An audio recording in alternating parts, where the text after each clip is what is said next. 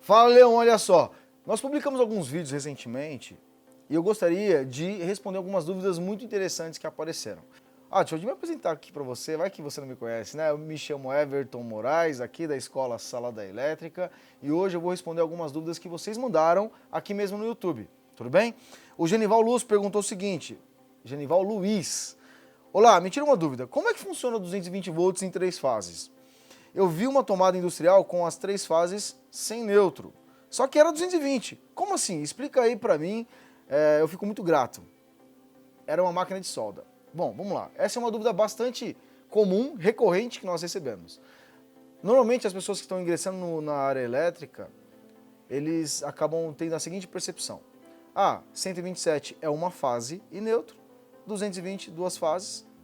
Então, 3 fases teria que ser 380. Bom, a verdade é que o nível de tensão não está relacionado à quantidade de fios, quantidade de polos, quantidade de cabos, quantidade de fases. Não está relacionado à quantidade de fases. Por exemplo, eu posso ter 3 fases com 13.800 volts. Eu posso ter 3 fases com 88.000 volts. Então o que você precisa entender, Genival Luiz, é assim.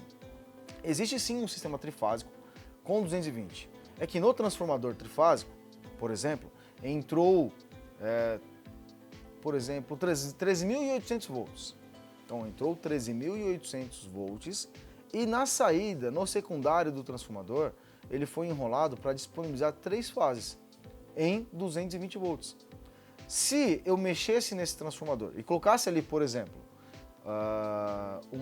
um secundário para que me fornecesse 380 volts, eu teria então um transformador com um sistema trifásico com 380 volts.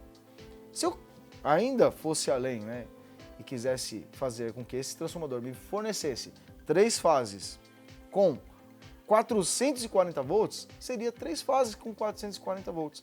Ou seja, o que eu quero que você entenda é a tensão no final, a tensão fornecida no sistema de alimentação é proveniente da relação de transformação do transformador, tá bom? Ou seja, eu configuro o meu transformador para disponibilizar aquele nível de tensão, tá? Então não tem a ver com 1, 2, 3 fases, porque imagina quantos cabos seriam necessários para disponibilizar 13.800 volts, né? Tudo bem? Vamos à próxima pergunta então. Bom, a segunda pergunta aqui é a do Henrique Marins, né? Ele falou o seguinte, ó. Essa pergunta dele veio do vídeo onde eu explico como montar uma tomada industrial acima de 63 amperes que tem como particularidade o contato piloto. Se você não assistiu, é melhor você assistir, vai estar na descrição aqui o vídeo para você, tá bom? Ele falou o seguinte, muito bom o vídeo, agora gostaria de tirar uma dúvida. Bom, estamos aqui para respondê-la, né? O cabo para alimentar a tomada de 63 amperes seria de 16 milímetros quadrados?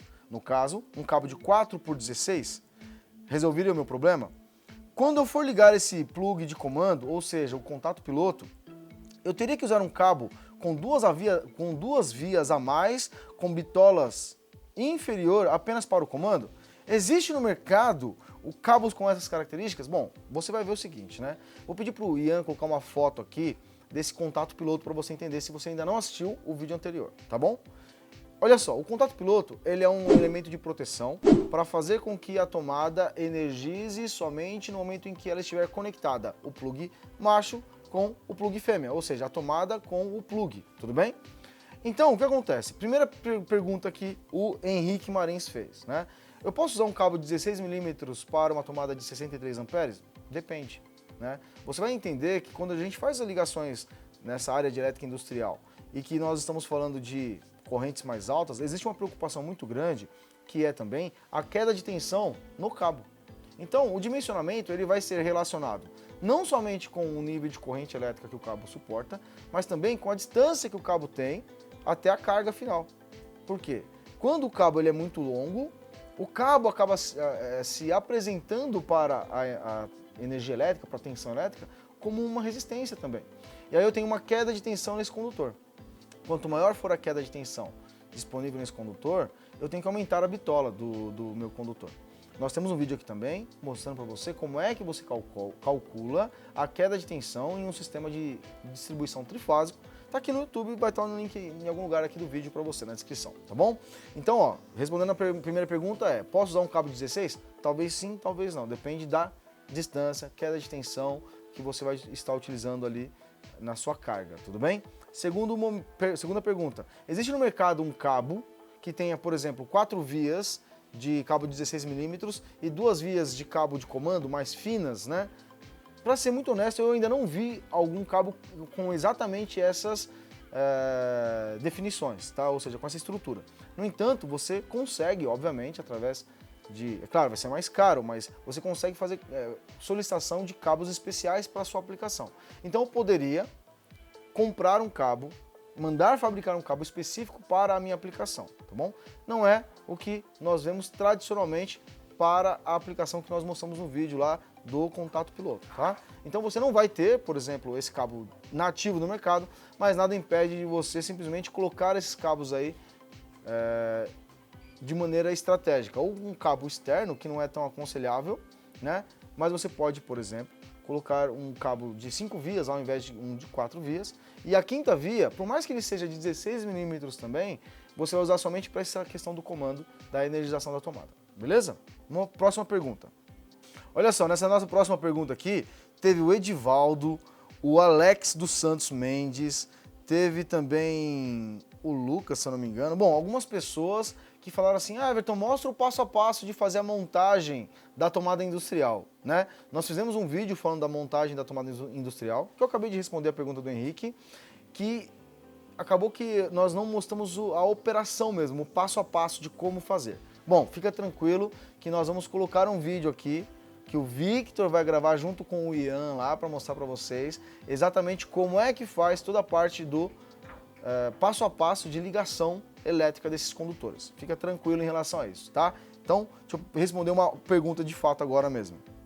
Bom, vou pegar uma pergunta agora do Juliano, né? O Juliano, ele perguntou o seguinte para nós. Falou assim, eu poderia pôr 2 motores direto na saída do inversor? E a resposta é sim, só que tem um detalhe importante. Ó, aliás, nós fizemos um vídeo falando exatamente sobre isso um tempo atrás. O que acontece? Eu consigo fazer um inversor de frequência controlar 2 motores? Sim, em uma circunstância. Esses 2 motores precisam ter a mesma potência elétrica, esses 2 motores precisam possuir proteção térmica distintas, ou seja, cada um ter um relé térmico, por exemplo, tá? E eles precisam, obviamente, trabalhar no mesmo nível de tensão, trabalhar com as mesmas velocidades, tá? Por quê? Porque a configuração que eu vou fazer no inversor vai ser comum para esses 2 motores. Então, essas são as exigências ali. De novo, mesmo nível de tensão, proteção térmica individual para cada um dos motores, um relé térmico, por exemplo, e eles têm que trabalhar com as mesmas características mecânicas ali de velocidade e tudo mais, tá certo? Bom, essas eram as perguntas que eu queria responder para você. Deixa a sua pergunta aqui, o que é que você quer ouvir da gente aí, qual que é a resposta do próximo vídeo, coloca aqui nos comentários aqui embaixo. E se você não é inscrito no canal, tá perdendo tempo, se inscreve no canal também, já dá um like no nosso vídeo de hoje. Forte abraço e até o nosso próximo vídeo.